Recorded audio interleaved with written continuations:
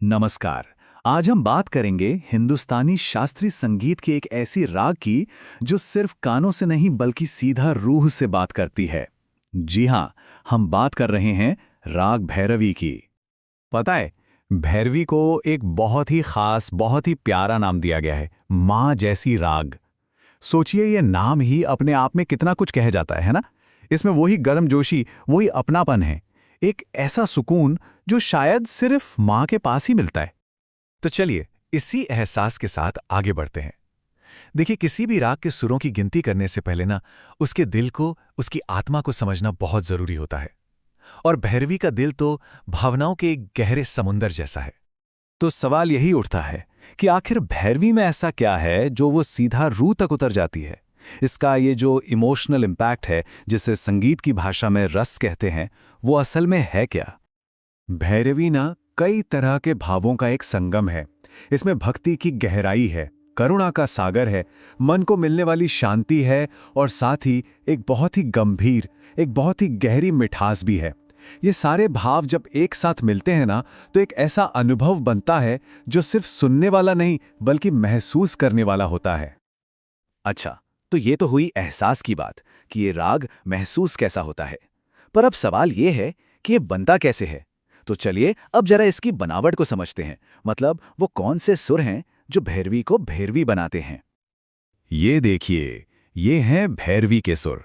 इसमें 4 कोमल स्वर लगते हैं, रे, ग, ध और नी। कोमल का मतलब है फ्लैट।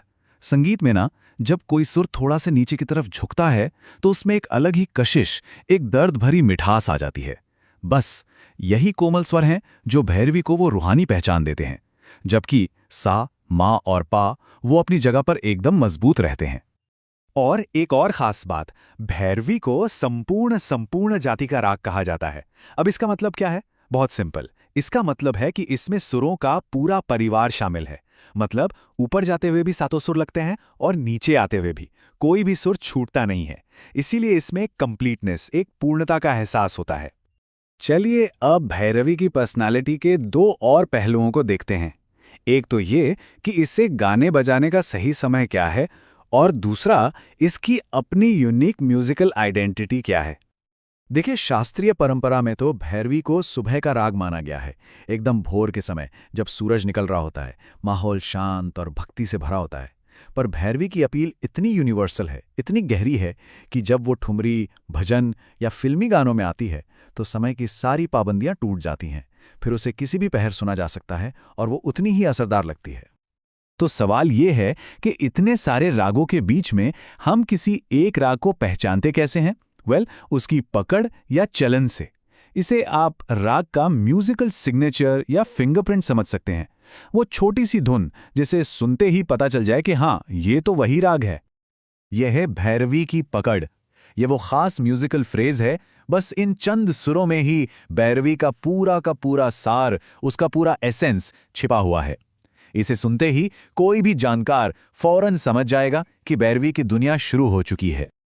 और ये है चलन। चलन हमें दिखाता है कि इस राग में सुरों का बहाव कैसा है, वो मूव कैसे करते हैं। तो अगर पकड़ राग की मंजिल है, उसकी पहचान है, तो चलन वो रास्ता है जो हमें उस पहचान तक लेकर जाता है। चलिए अब थ्योरी से निकलकर प्रैक्टिकल दुनिया में आते हैं। मुझे यकीन है कि हम सब ने इस खूबसूरत राग को कहीं न कहीं जरूर सुना है, शायद बिना ये जाने कि ये राग भैरवी है। तो देखते हैं कहाँ। भैरवी सिर्फ बड़े बड़े शास्त्रीय मंचों तक ही सीमित नहीं है।